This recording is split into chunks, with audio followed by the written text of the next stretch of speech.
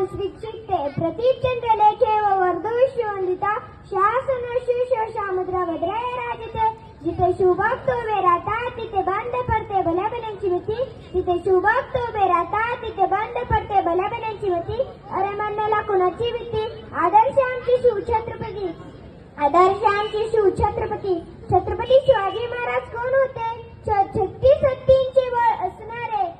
त्रस्त मुघलांना करणारे परत कधी न फिरणारे तीनही जगात जाणारे शिस्तप्रिय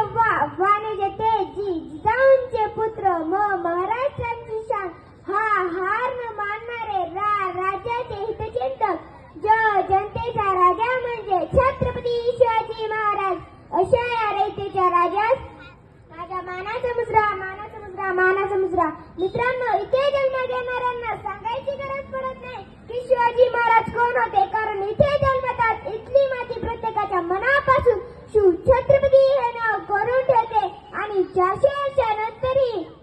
लोकांच्या मनामध्ये महाराजांचे स्थान कायम आहे परंतु आपण महाराजांचे विचार विसरत चाललोय शिवजयंतीला आपण महाराजांचे स्टिकर गाडीला लावतो गळ्यात लॉकेट घालतो कपाळी चंद्रकोर लावतो परंतु याचे विचार आपल्या मनामध्ये ठेवत नाही छत्रपती शिवाजी महाराजांचा मावळा तानाजी मालुसरे रात्री 2 वाजता गोंधाना चढला होता आणि आजच्या आपले युवक रात्री 2 वाजून तर मोबाईल बघतायत नशा करतायत तर खऱ्या अर्थाने आपण महाराजांचे मावळे कसे शिवराय सांगायला सोपे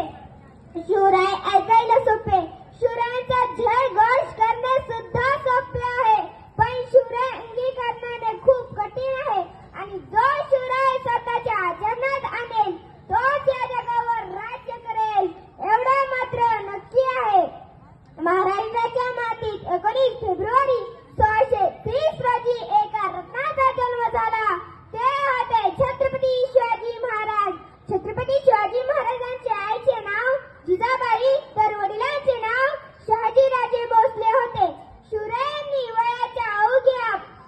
15व्या वर्षी रायरेश्वराच्या मंदिरात स्वराज्य स्थापनेची शपथ घेतली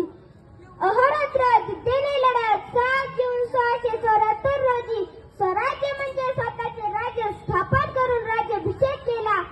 शिवरायांच्या आयुष्यामध्ये वस्तू वापरल्या आणि माणसे जपली परंतु आपण माणसे वापरतो आणि वस्तू जपतो हाच महाराजांमध्ये आणि आपल्यामध्ये फरक आहे दुर्दैवाने 3 एप्रिल 1680 मध्ये रायगडावर शिवाजी महाराजांचा मृत्यू झाला आले किती गेले किती उडून गेले भरारा सपणार नाही आणि सपणारही नाही माझ्या शुभाचा दरला माझ्या शुभांचा दरला